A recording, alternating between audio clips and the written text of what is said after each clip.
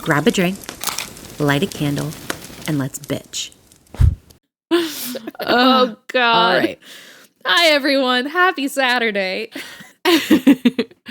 We have a good story for you guys, and it's filled with nostalgia. Yes. So I hope you guys enjoy it. This is all research, so if the facts are wrong, don't come at us. Just kindly let us know, and we will correct it. You can correct us in the comments. Just be nice about it. That's all we ask. Thank you so much. Yeah, we're human. We make mistakes. It's fine. We make a shit ton of them. Once upon a time, in a world of glitter, fame, and perfectly scripted smiles, 4 girls ruled the Disney era. And trust us, it wasn't always as magical as it seemed.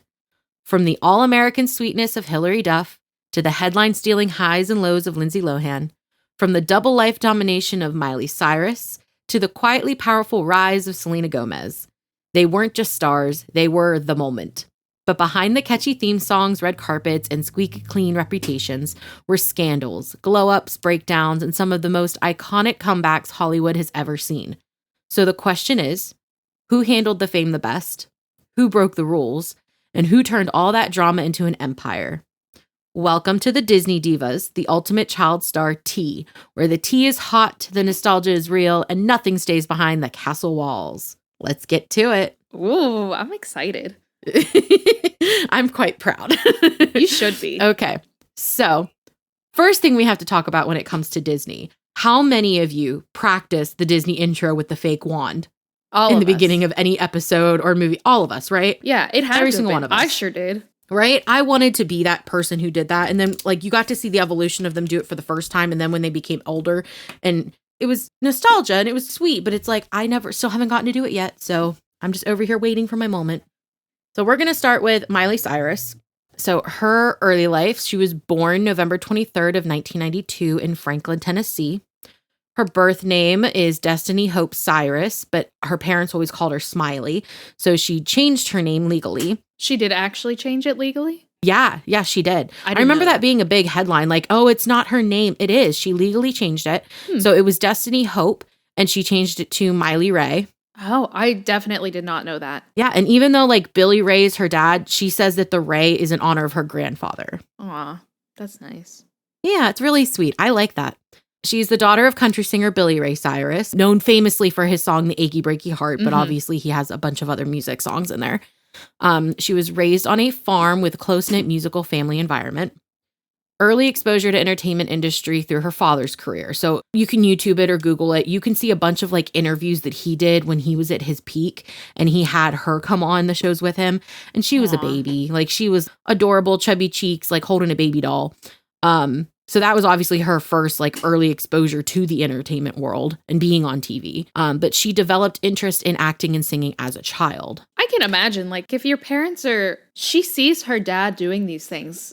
Kids want to do what their parents do, you know? They take in what's in their environment. For us, like for people like us where your parents aren't in that industry, it's magical for us. Like it's a whole nother world. But she grew up in it. It's normal for her. It was so she's normal. looking at it as like, dad did it. I can do it. It's normal. This is a normal career. And so like, she's not while wrong in that thinking is a that, kid you know? that's healthy. No, she's not. And while that is a kid, I'm sure that was healthy. But being in that industry, we all know it's not always healthy. So It's not always what it seems. no. We only see the best of No. it on our side of the screen. Yeah, she had a strong family influence and support. She grew up with siblings in the creative household, which we know. She's got family members that whenever she went on tour, they went with her. They were in the band with her, backup singers and artists and guitar players and all kinds of stuff. Like her younger sister, Noah, we know is also in the industry now. She had a minor acting role in Doc, which is a TV show starring her father. That's kind of how it started and took off. But she took acting and singing lessons and then auditioned for Disney Channel projects. So her breakthrough era, which was when she was cast as the lead in Hannah Montana at age 13.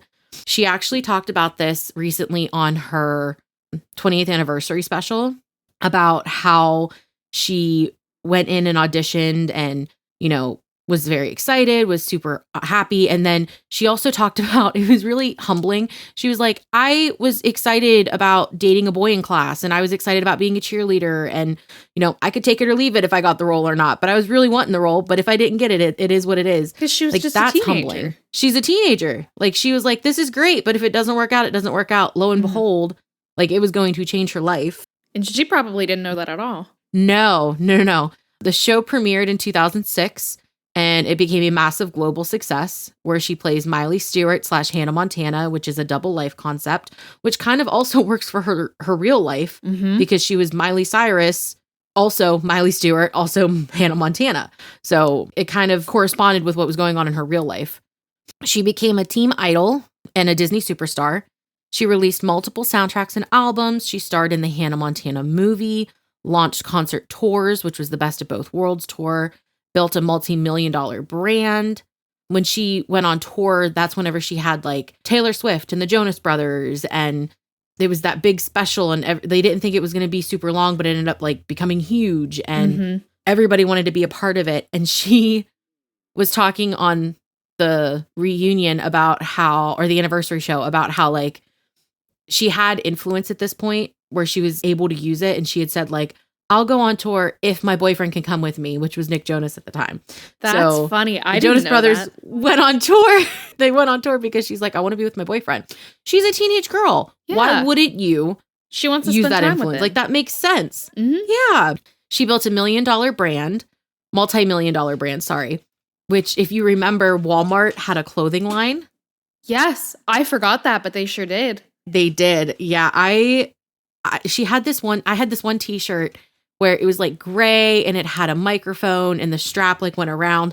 I wore the hell out of that shirt. Did you? I think it's cringe now because it's like, it's a Disney Hannah Montana shirt. You're a 14, 15-year-old girl. You really shouldn't be watching like that much like little Disney stuff.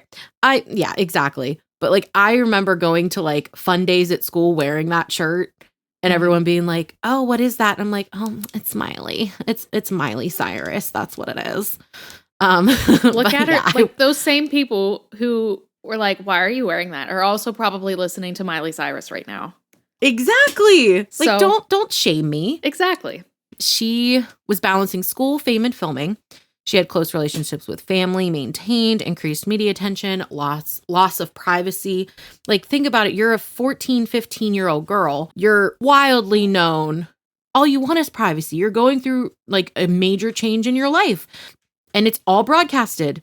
One thing that they had about the Disney child stars, which is big with like the Jonas Brothers, was like, it's purity. You're supposed to be innocent. You're a kid. This is Disney. Like, you're not supposed to have bad days. You're not supposed to, you know, not have a good hair day. Like, you're supposed to be an angel. But every interview you go on, we're going to ask you who your boyfriend is, who you want your boyfriend to be. Were you kissing that person? Have you had your first kiss yet? Have you slept with them yet? You know, but you're not supposed to do that. Why do we care?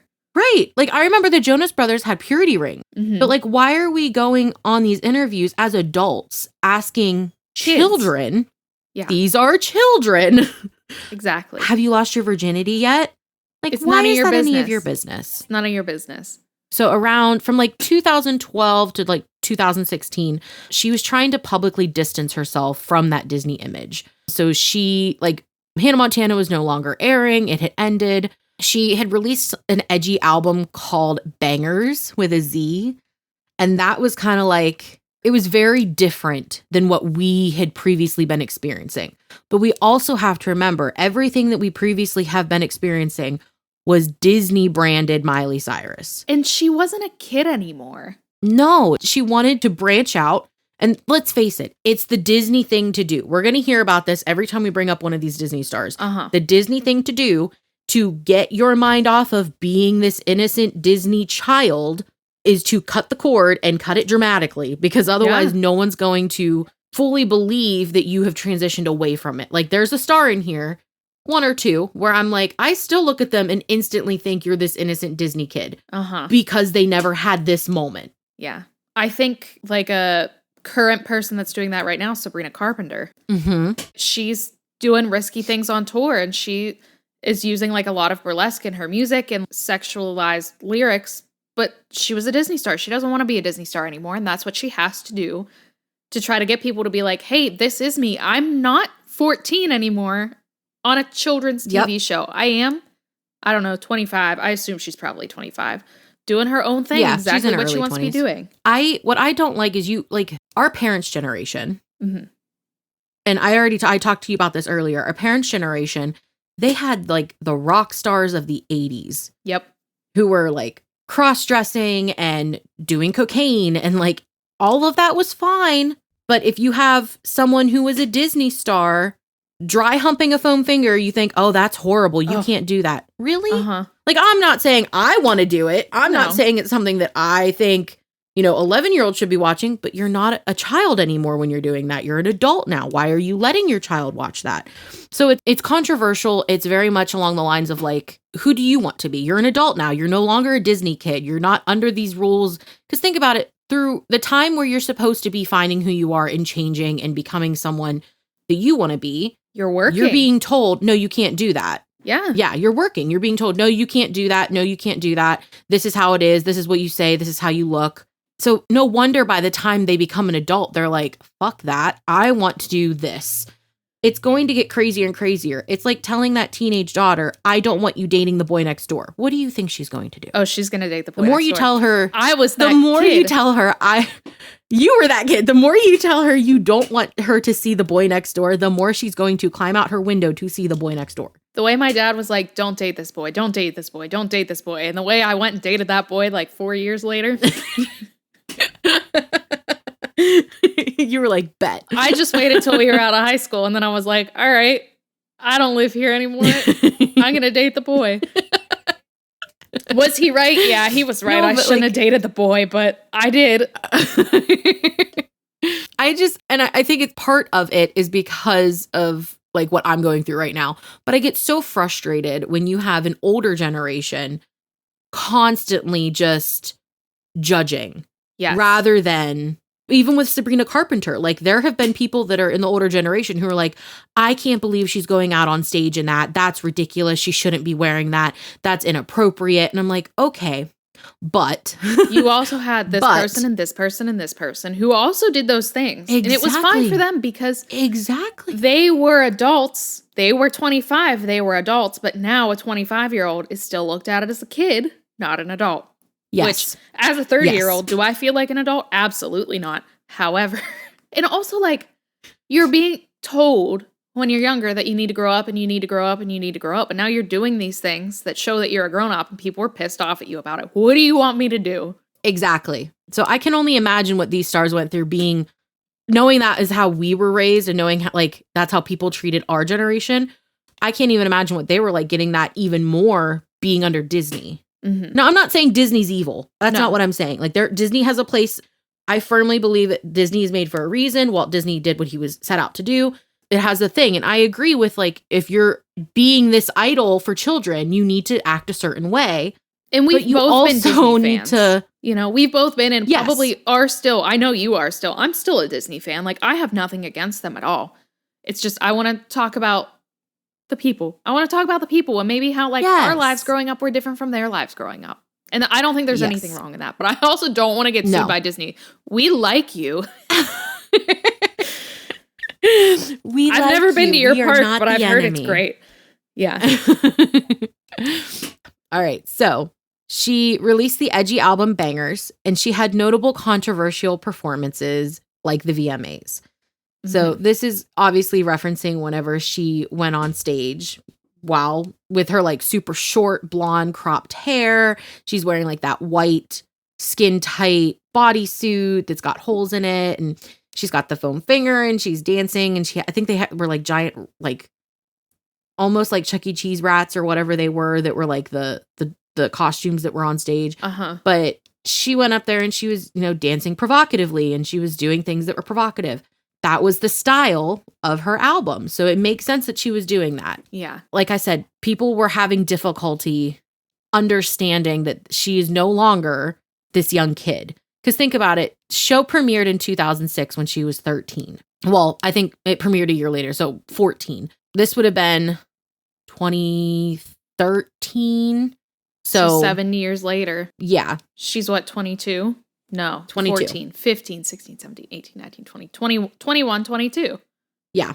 Which is around the same time that I think Sabrina Carpenter started her stuff, right? I don't know because I don't actually know how old she is now. And I don't know when she started. All I do know is I love watching the videos on TikTok of her outros. Yes. I love watching them. They're hilarious. I will sit and watch them every time. And I love hearing the audience's reaction. And I'm sure that's also why she does it, because she wants to hear the people like screaming and laughing because they're funny and it's creative and it's something that she can do different for every show, you know? And each of those people there are like, I can't believe I'm here at this show in this place and she did this outro or she did this thing at this show. I think it's really fun and creative, and I don't think she should be like, I don't know the word I'm looking for, but she shouldn't be like reprimanded for that, I guess. I agree. Sorry, continue. No, you're good. She reinvented her image as a bold pop artist. So this is when the hits like Wrecking Ball and We Can't Stop came out, which is she's becoming known for her provocative style and performances. Again, she is an adult. Yep. This is an adult album. With her at-home life, she had a highly publicized relationship with Liam Hemsworth. So we all know that he starred alongside her in the movie, The Last Song. They started dating, and I'm sure this was a big change for both of them, because when they got together, she, although was no longer a Disney star, or no longer being represented by the Disney image, I should say, she still had like her long dark hair. She didn't have a lot of tattoos yet. Like, she still was kind of innocent looking. And then by this point, when Bangers came out, she had all kinds of tattoos. She chopped all her hair off and bleached it blonde. It's a big shift. But also, even though she had that innocent look still on screen, that doesn't mean that's how she was in real life. Yeah. So knowing what she truly was like, we're never going to know that. So all we know from this time period is really what's being portrayed in like the magazines and on TV and the dramas and all of that. And the media wants the most controversial things to be put out there because they're going to make the most money off of that. So they're purposely going to find the worst things about that person to push and push and push into the media to try to get people's reactions because they get more money. Exactly. So she has this very highly publicized relationship with Liam. They date, they get engaged, they get married. She had an engagement, the breakup, and the later reconciliation. And then she starts to explore like her personal identity and independence. She kind of doesn't take a little break, but you can see that like she is really focusing more on the music at this point. She's not really in like movies and shows. She returns in 2017 to 2019 to more of her toned down like country pop roots with her Younger Now album. And that's when she really marries Liam in 2018. She shifts towards authenticity and vocal focused music. So she's really doing more of like her own writing and like being behind the scenes stuff. She does a coaching role on The Voice. And I really liked her on that show. I thought it made a lot of sense to have someone like her on there where she was a child star and is famous for her voice. And it made a lot of sense. But she continued to experimentation with musical styles. She does a lot of her backyard singing session. You can find them on YouTube, but I think they're really sweet. A lot of it is her, and it's a lot of covers, and it's a lot of her music in a different style. I've never seen those. I didn't know they were a thing. Yeah, definitely check it out. When I've watched it, even though it's like, I don't know how she portrays it, like how she feels about it, but for me watching her, it looks very therapeutic. Like it looks like she's like grounding herself. She's just having fun out by a campfire. Yeah, exactly. Her marriage was followed by a separation and divorce in 2019. And we really didn't know too much about it at the time. But a couple years later, we will discover that Liam did our girl dirty. She had an emotional period reflected in music and focused on self-discovery. And then in 2020 to like 2023, that was like her reinvention and her rock era. So she releases Plastic Hearts, which is a rock-influenced album, which if you've listened to her different genres and how she sings and what she sings, she has such a rock star voice. Like the gravelness of it. When she sings a rock song, like you can just feel more of her soul in it. Like, don't get me wrong, her roots are obviously in country, but I love it when she sings a rock song. Like it sounds so much more like her. But that's really when she gains her critical acclaim for her vocal ability because of that. And she embraces her independence in her single life. She starts to advocate more for mental health and self-empowerment, and she maintains strong family ties.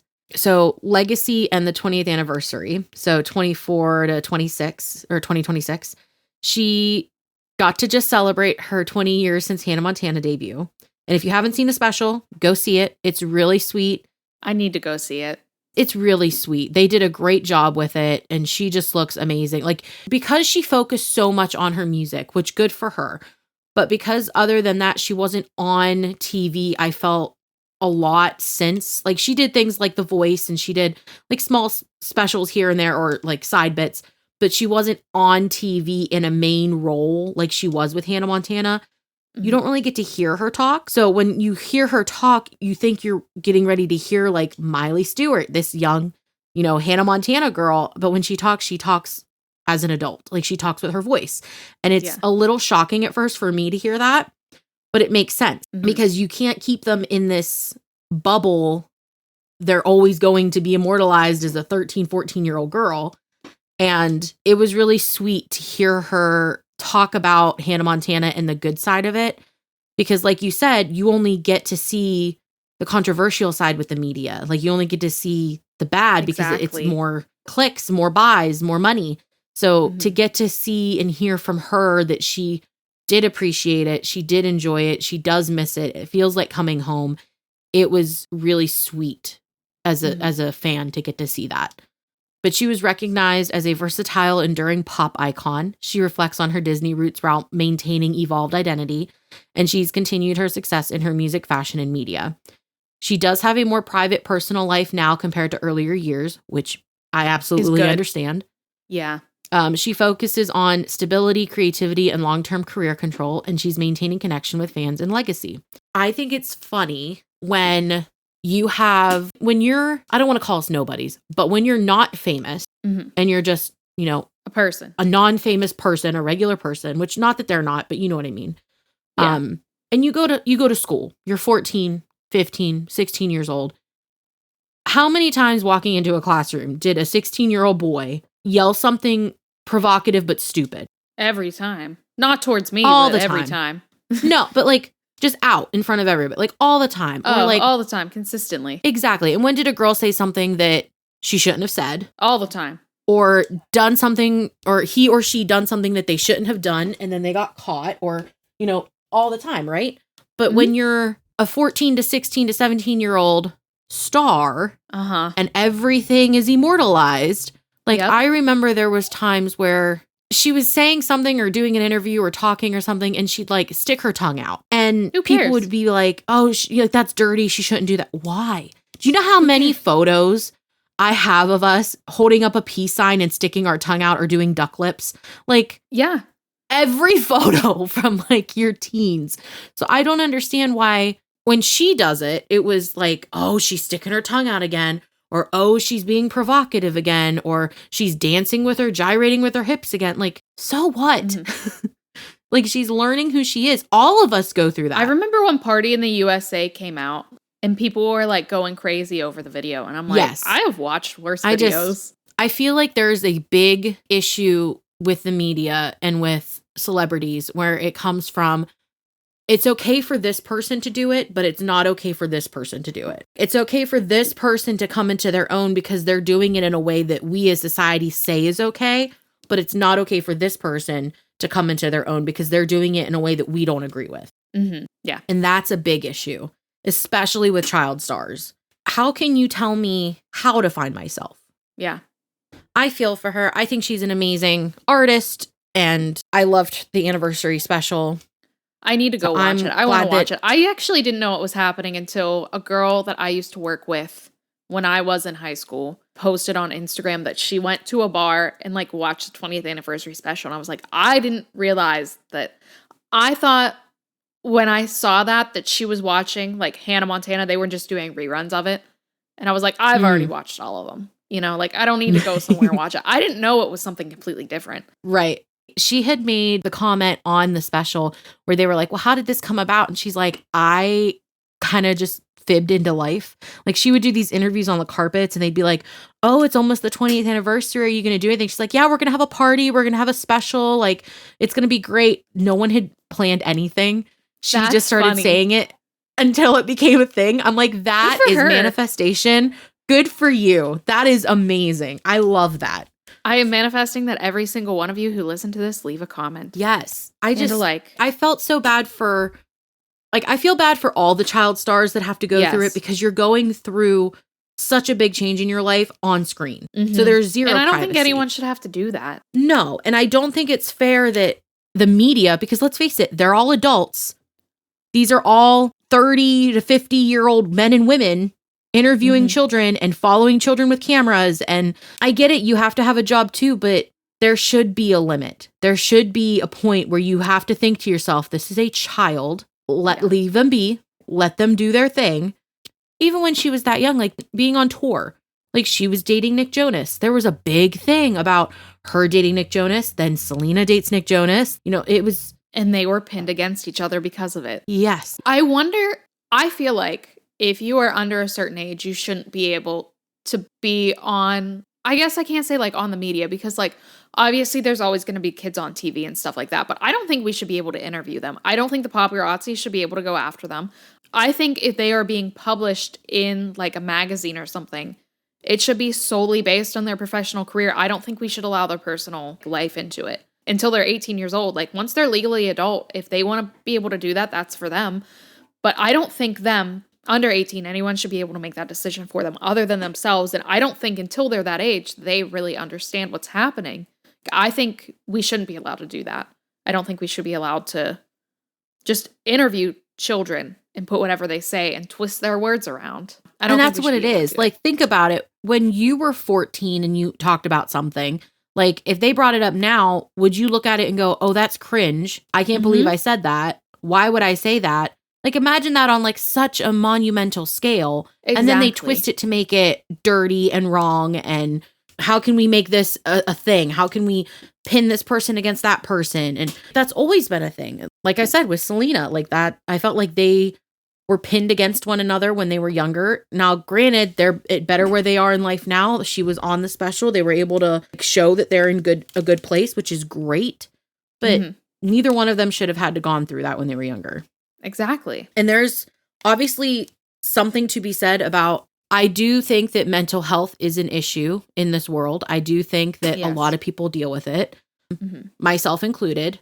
But I also think if we looked at the amount of kids that were on a TV show versus the kids that weren't, knowing what we know now about mental health, there's an extraordinary amount of kids that go through being a child star that suffer from a more severe case of mental health than those who don't. Yeah. And we need to look at that and be like, okay, what's the issue? Why is that happening?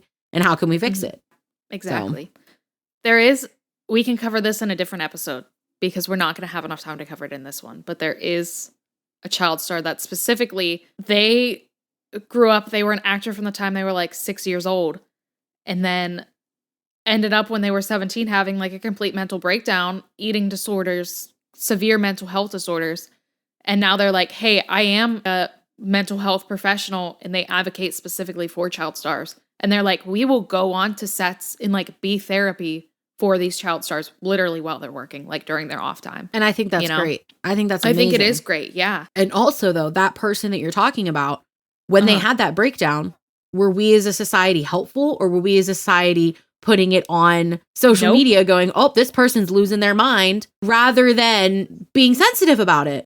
The specific person that I'm talking about, it was kept under wraps. Yeah, see, that's not okay. I don't think anyone ever found out about it. And it's not okay because I don't think it should have been publicized, but I also think it shouldn't have been hidden. But while they were in, they specifically went to like rehab for an eating disorder, and they were supposed to be cut off from everything. And then while they were there, they said, hey, here's the script for this movie that you need to audition for. And they practiced studying that script, which they weren't supposed to have any contact with the outside world. And they were like, great, I came in here for stress relief to try to get over this eating disorder. We're going to cover this in a different episode. But that's what happened. And then they were like, That's so my insane. mental health, because I was a child star, didn't even matter when I was in rehab, when I was in therapy for this. Yeah, see, that's insane. Mhm. It is. So the next person that we're going to talk about is Selena Gomez. So she was born July 22nd of 92 in Grand Prairie, Texas. She was named after Selena Quintanilla, raised primarily by her mother after her parents divorced. Her at-home life, like they had financial struggles during childhood, close relationship with her mom, who was a former stage actress, and she was motivated by early exposure to performing arts. She started acting on Barney and Friends, which is how I knew her originally, because she was on that show with Demi Lovato, and she learned discipline and on-set experience as a child. I don't know that I ever watched Barney. It's really cute. It was really funny because I had forgotten about it until she had started starring on Wizards of Waverly Place. Mhm. I used to love Wizards of Waverly Place. I was like, she looks so familiar. And then there was an interview and they were talking about it. And I'm like, shut up. So I went back and was looking at my VHS tapes of Barney and was like, no shit. She's right there on the cover. That's insane.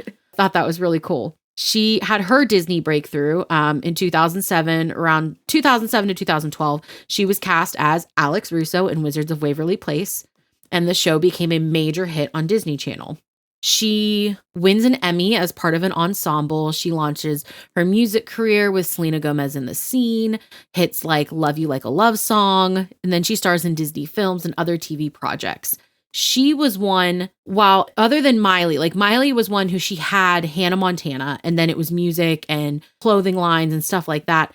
Selena, I felt like she did more movies and TV projects, I felt like. Even though she had music, like I felt like she was more on the screen than she was behind a mic. But she had her rapid rise to fame as a teen with her very highly publicized relationship with Justin Bieber.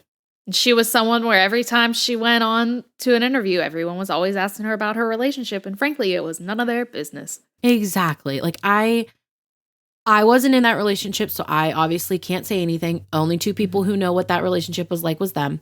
But from the outside looking in, they got bombarded left and right. They never were able to go outside and breathe before paparazzi was in their face. You want to go to a restaurant? Right. Go out to eat? Well, where you choose to go is going to be publicized. What you're going to eat is going to be publicized. What you're going to talk about. If you make the wrong facial expression, we're going to find out about it, you know? And that's what it was. Like paparazzi would follow them everywhere. There was one time on TV where they got followed by paparazzi. And I only know this because it was in the news. They got followed by paparazzi to like a dinner or something. And they were going to get back into their car and they kept blocking the doors because they were trying to get photos of them. And Justin got really upset because think about it. They're kids. They're 16, 17 years old still. Like, and those they're people on their own, are strangers and adults and in their face and definitely in their own personal bubble. And he got really upset and I don't know if he pushed somebody or he got in their face. I don't know what he did or said, but the media made it out like he was having a breakdown, made it out like he was, he lashed out at this person. How would you feel if you were being followed and then somebody blocked you from getting into your car and then was putting a camera with flashes in your face? I can guarantee I would not hold back. He was just trying to protect himself and his girlfriend. But like that's what it was like for them dating publicly. Around 2013 to 2016, she transitions to more mature roles and tries to move away from the Disney image. And we'll get to this later. We have two other stars that we're going to try to bring up in this episode because at the end of it, we're going to compare all four of them. It's almost like deja vu with these four stars because two were pinned against two. And it was literally almost like how the media could take them and say, this is the bad girl and this is the good girl, Yeah, and exactly. I feel like that's exactly what they did here. I don't know what their personal relationship with one another was like because you're not there. And I'm sure it's difficult being in that teenage era as a girl. Girls are mean. Mean Girls is no joke. That is what it is like in high school. Not only are you a mean girl high school era, you are now a child star. So everything is publicized in front of the world. So when the media is saying, oh, this girl said this about you in an interview, of course you're going to be like, well, I hate her. I know I would, even if that's not true, or even if you don't know what really was said. So the media really played a factor in taking these two children and pitting them against one another. They made Miley look like this bad girl. because they didn't agree with how she was breaking away from her Disney image, but they agreed with how Selena was. So Selena's the good girl. And like that's always been kind of like the visual. It's not right, it's not appropriate, but that's always kind of been what the media portrayed them as. And you can see that if you look at the interviews, what media was chosen, what photos were chosen. Like, oh, Miley went out to this club and she's wearing a super short, skimpy dress. Selena went out to dinner and she's wearing this beautiful, long, flowy, like you can see the devil versus the angel. But also, like, they're two different people. Why can't they live their two different lives, you know? Exactly. Like, if Miley wants to go out in clubs, let her go out to a club. If Selena wants to go to a fancy restaurant for dinner, let her go to a fancy restaurant for dinner. Who cares? Exactly. Let them live their life. So she tries to move away from her Disney image. She starts her solo music career, which begins with like Stardance and Revival. She does more mature films, which is like Spring Breakers. Have you ever seen Spring Breakers? I think so. I'm pretty sure. It also had, what's her name? It had Ashley Benson in it. Yes, Ashley Benson, Vanessa Hudgens, and her. If you've watched that movie, even in the casting, they casted Selena as the good girl. They did. So, in my opinion, yes, it's a more mature role. It absolutely is. It's not Disney by any means, but the media wants you to be this good girl. So we're going to cast you still as the good girl in this movie because you're transitioning away from Disney, but you can't do it in a way that we don't agree with.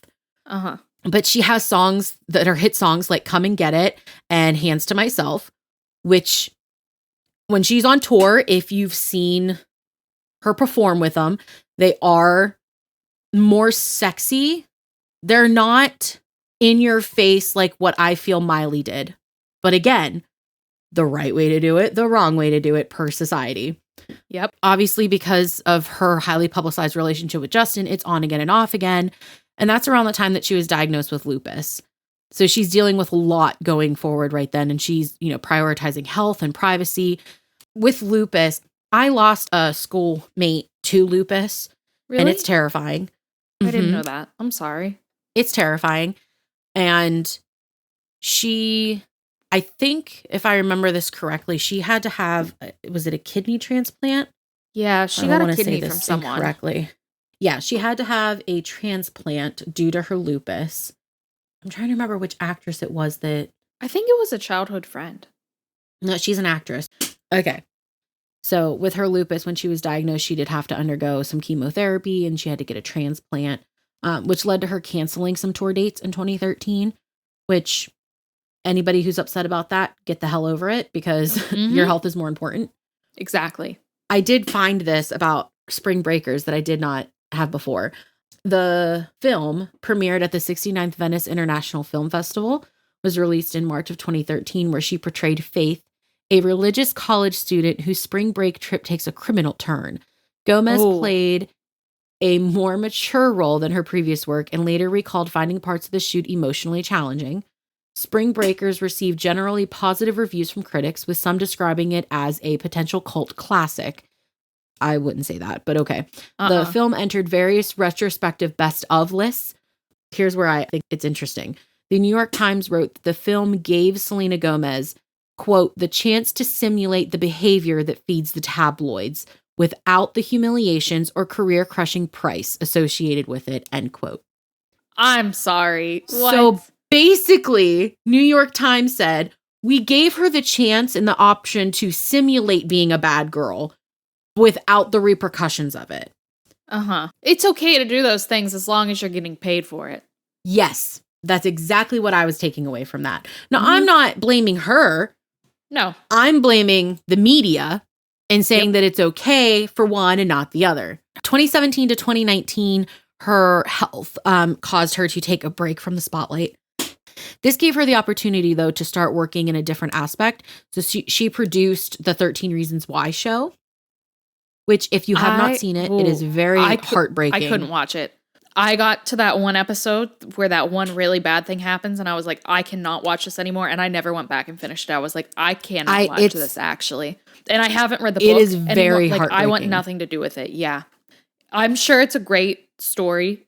I cannot. It puts me in a bad place. I can't do it. appreciate her for doing it because it is a wonderful story. It's a wonderful story to bring about the issues with mental health and what teenagers are dealing with. But it is very hard as someone who deals with mental health to watch it.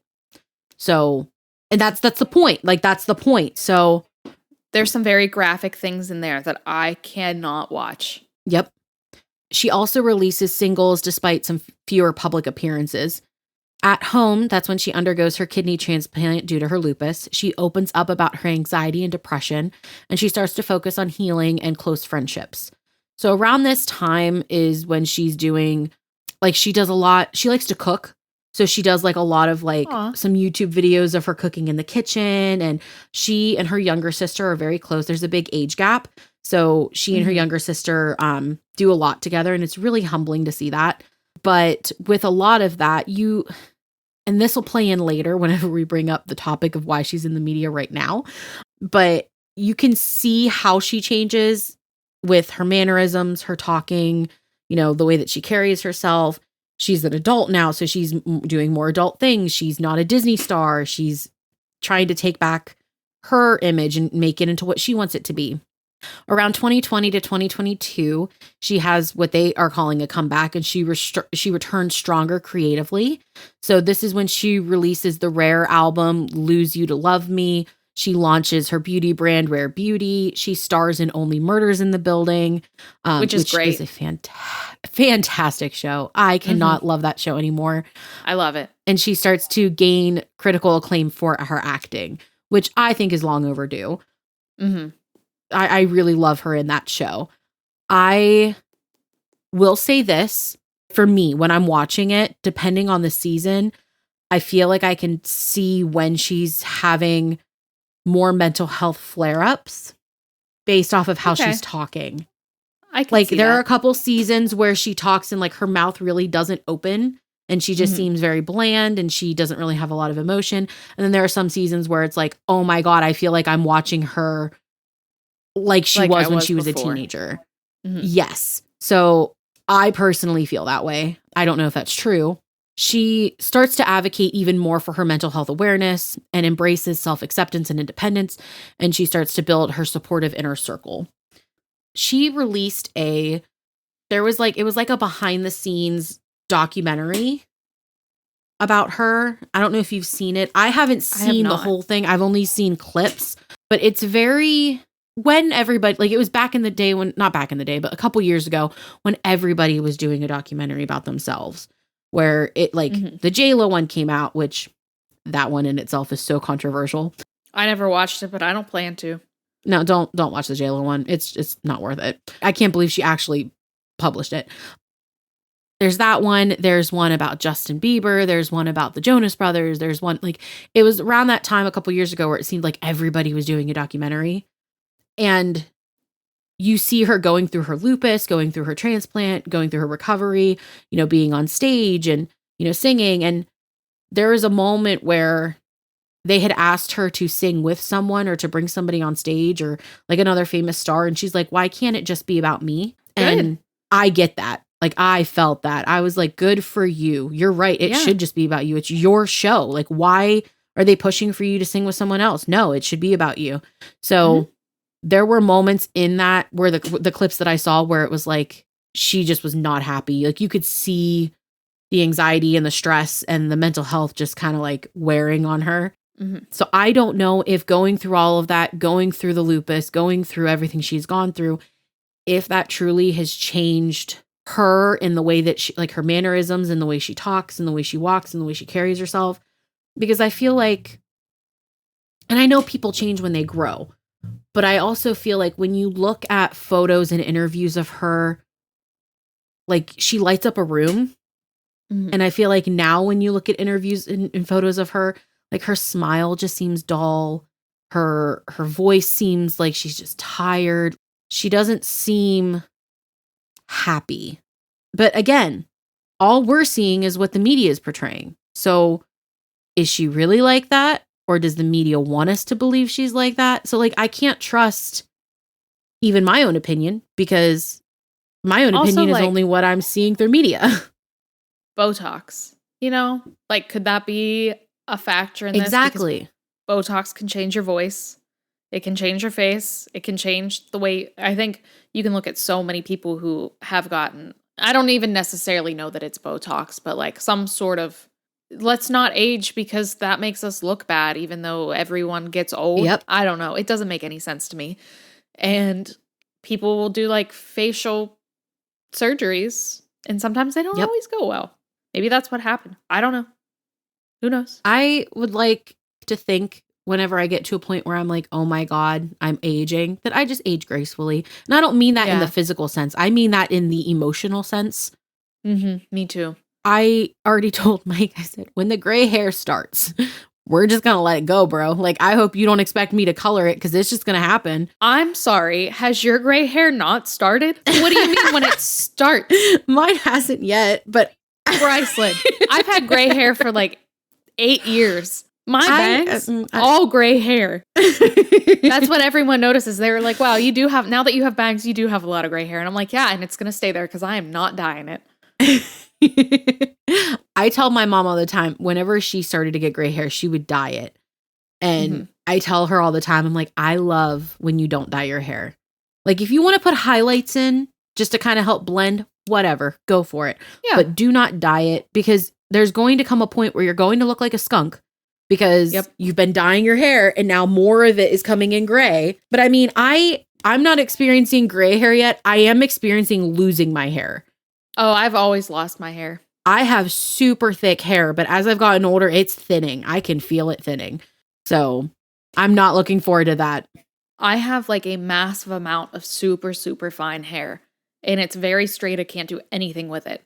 But when I had COVID, the last time that I had it, any time that my husband goes on vacation away or he has to go on a work trip and I get left home alone, I end up getting COVID or I'm sick somehow. I don't know why it happens, but it does. And the last time he never gets it.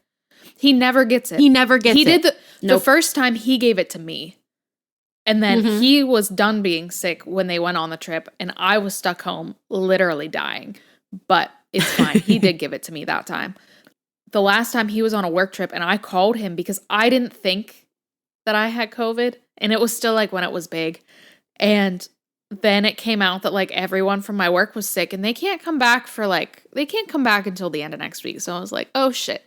So I went home and I took the COVID test, and it was right before my nephew's 2nd birthday. And I was really upset about it because I was baking cookies for it. I had a popcorn machine with them. They had like a Too Fast party with like race cars. I was super excited to go to my nephew's 2nd birthday party, and I didn't get to go because I had COVID from my job. But I remember being in denial, and I had taken 2 tests and they were both positive. And then I was like calling him and I'm like, but they're expired. Do you think I should go buy a new one? So I put a mask on and I went to the drugstore and I got a test, and it was also positive. And then I sent my work pictures of 3 positive COVID tests, and I was like, hey, I'm not coming in for 2 weeks. And then actually by then it was only 5 days off. So I had the next week off, but our men are always doing that to us. They get us sick and then they're perfectly healthy. I don't understand it. The last time, a couple recordings ago, when I was sick, when I was like, hey, I think I have the plague, I was sick for like 2 weeks, not feeling well. Yeah. Anthony was sick for 1 day. 1 day. Yeah, see, that's not fair. That's not fair. It's not fair. Nope. So for her, 2023 to present, she was established as a multi-industry figure. She continued success in acting, music, and business. She's expanded her rare beauty into a major global brand, and she's recognized for philanthropy and advocacy. More open yet balanced personal life, focused on mental, emotional, and physical well-being, and maintains strong friendships and family bonds. I think she's doing well for herself. I think she's doing well. I will say this. If she is actually her. Thank you. So there is a thing going on in the media right now. Again, it's the media. How much can we truly trust them? But still, it's entertaining to hear the craziness and to legitimately find people who believe it. Because in my head, I'm like, how do you operate a motorized vehicle with the brain that also believes this to be true? I need to segue. Speaking of working in opera, whatever you just said, vehicles. I was leaving Costco yesterday because I had to return one of my raised beds because it was damaged. So I had to return it to the store so I could order a new one online. And as I'm going to leave, there was a lady turning from the road into the parking lot. And you don't know where this is. And I wish I could I wish you did so it would make more sense. But the road, sorry for, everyone who's listening that can't see this, but Bryson can see me. There's a road that goes this way, and she was turning to go into the parking lot this way, and I was going this way. In the way that this grandma made that turn, not even trying to turn, just kind of drove straight, and then mean mugged me. And I just gave her the biggest smile back because I was like, learn how to fucking drive, grandma. She almost hit me and I wasn't even moving. Like, I stopped when I saw she wasn't turning. Literally, when I was going in, a tractor trailer made the turn better than she did. That's how far off she was. The way I was parked, I was literally driving up and I went into a parking lot because I saw that she was going to hit me. And then she had the audacity to give me a look like that. And then on my way home, 5 minutes after that, I'm going down the road. And this car runs, the way the lights work is like, I have the right of way, I have a green light, I'm going straight. They were coming the opposite way and they had to turn into my lane to go the way that they wanted to go. Pulled out right in front of me, didn't even try to stop, I almost hit them. And then there was another thing that happened. I was almost on my way home and they have like this weird new intersection and there's a light there now and there never used to be a light there. And the person had to turn left, but the light's green. They're not going, I'm blowing my horn. They're sitting there. They had never put on their turn signal. They wanted to turn left, but they never used their turn signal. So anyway, if everyone could go and retake their driver's license test, that would be great. Thanks. Rant over. Sorry. You should just stay off the road. That's the lesson here. You should just stay off the road for now. Take a break. I was so mad about it. Mike gets really bad road rage, but he has this habit that I've currently adopted, and it makes me feel better. Instead of like flicking somebody off, because let's face it, they don't care, I just give them a thumbs down. It makes them so much angrier. And then I was going to clap my hands. Well, yeah, like for your instance where you just smiled, like he does this thing where he just smiles and waves, like super happy and eager. And I'm like, that's hilarious. So I started doing it. Did Mike tell you about at your wedding when I was driving through the parking lot? I kept getting stuck on like dead end roads. And I came back and he stopped and I didn't know he was waiting. I didn't know he was stopping waiting for me. So I went like this because I was so frustrated. I didn't know it was Mike. Did he ever tell you that? No. And he's like, we got out of the car and he's like, what was that for? And I was like, I wasn't frustrated with you. I was just frustrated in general. And then I was like, you actually need to go because I need to follow you because I'm obviously lost. We were going to your rehearsal. No, I did not know that. No, but what's in the media right now with Selena Gomez, which is not something I had on my bingo card, is the fact that media thinks that she had a soul swap with the famous actress Gina Davis. They think I don't even know who that is, if I'm being honest. Should I know who that is? Oh, yes, you should know who that is. She's so famous. She was in Beetlejuice. She was in I've seen Beetlejuice. She was in a bunch. What's the baseball movie? Hang on. She's a famous actress. I love her in everything she's in. She was in a couple she was like a side character in Grey's Anatomy. She did Stuart Little. She did Thelma and Louise, A League of Their Own. She's in so much. But she's such an amazing actress. But I'm not going to lie, I didn't think they looked anything alike until I pulled up pictures of them side by side and I'm like, "Oh, okay, I could see kind of a resemblance." They have a slight resemblance. But no, people are saying in the media that Selena Gomez, with all this stuff that's going on with Jeffrey Epstein. And it's all terrible. Yes, it's horrible. I don't even want to talk about it. But I don't all either. Of these emails that have gotten released, her name came up. And they think that there's a cult and that her soul, that Gina Davis's soul got put into Selena Gomez's body so that way she could remain young. And they killed off Selena Gomez. Yes, they killed off Selena Gomez. My first initial reaction is, okay, so who is in Gina Davis's body? Yeah. Selena Gomez. I don't know. Maybe. Did they just switch them? I don't know, but I find it crazy. I find it hilarious. There's so much right now going on about body swapping. They just came out with something in regards to Jim Carrey. When he was at the award show, they said that he wasn't really him. I don't understand. Especially being in the industry, like you had said, where like Botox and fillers and injections are a thing and they are encouraged in this industry. I don't agree with it. I think you should age the way you're meant to age because you are beautiful no matter what. But still, people use it. And there's a big stigma about men using it versus women using it. So whether he did Botox, whether he just took his time off of being on screen and it's been a while since we've seen him, whatever he's doing, he's a grown man. He's his own person. Let him do it. But I do not believe that he is a body double or that he had his soul swapped or no, I don't either. That somebody else is walking around in his skin suit. So I think it's hilarious that a lot of people, and I do mean a lot of people, are hearing this and they are agreeing with it. It was like his publicist or something went out and they were like, hey, we just want to let you know that was actually Jim Carrey. Imagine going somewhere. Didn't he win an award? Yeah, he won an award. That wasn't you. And him just being like, but it was. What do you mean? And everyone's like, well, if this wasn't real, why isn't Selena Gomez commenting on it? She doesn't have to. She doesn't have to entertain your ideas. She can. Exactly. She might be completely ignorant about it. She might be like, I don't watch TV. I'm not looking at the news. I don't want to read anything about my name. I just want to be happy and live my life with my new husband. Well, and that's another thing. A lot of people are criticizing her for getting married to Benny Blanco because they're like, oh, she's way prettier than that. What do you mean? Just let her be happy. Like, just let her do what she wants. Let her live her life. Like, she married him for a reason. He makes her happy. That's all that matters. Let her be happy. So why are we as a society sitting here feeling like it's okay to judge other people? Like, yeah, I don't get it. I don't get it.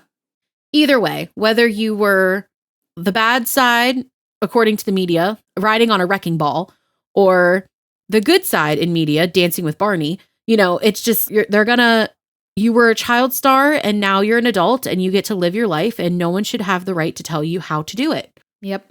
But do we have time in this episode? Probably not. What we'll do is I think we should do a part 2. I think we should do a part 2. Yeah. So this is part 1. Part 2, we are going to talk about the deja vu moment. So if you remember a little farther back than Selena versus Miley, there was the OG 2, the OG devil versus the OG angel, which was Lindsay Lohan versus Hilary Duff, who just out of circumstance are both back in the headlines of the media right now. Yep. For their own individual professional lives and home lives and what they're working on. So you'll see us in the next one. We'll do this like that half versus this half. And then, at the end of it, we'll do the ultimate child star tea where we feature all 4 of them against one another. Like who had the setup in life, the breakout era, the glow up or blow up, breaking the image, stability versus chaos, who bounced back the best, their love lives, because let's face it, that's where the tea is. Oh, yeah, absolutely. And the final verdict out of the 4 of them, who came out on top. So we'll go over the ultimate tea, but we will see you guys next time for part 2. Yes, we will. We'll see you next time. Bye, guys. Goodbye.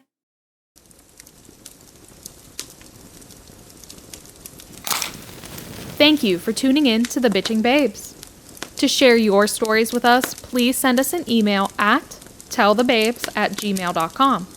Now, this is your friendly reminder to blow out your candle and hydrate responsibly. We'll see you next time. Born July 22nd of 92 in Grand Prairie, Texas. Thank you. You're so nice. What is it? Oh, thank you. He brought you tea? Oh, it's really good. Mm-hmm. That's so sweet. Anthony, I want tea. Bryceland wants some. He laughed. That needs to go in the bloops. It's really good. It will. I made him breakfast and then I just kind of left because we were going to start recording. So I just came back here and I closed my door. I hope he didn't think I was mad at him. Either way, you got tea. Or it is cold in this room. Like, it's really cold in this room. So he might have been like, oh, she's probably freezing in there. I do have the heated blanket on. Aww. Yeah, this tea's really good. See, these are the things that we should be excited about in the world.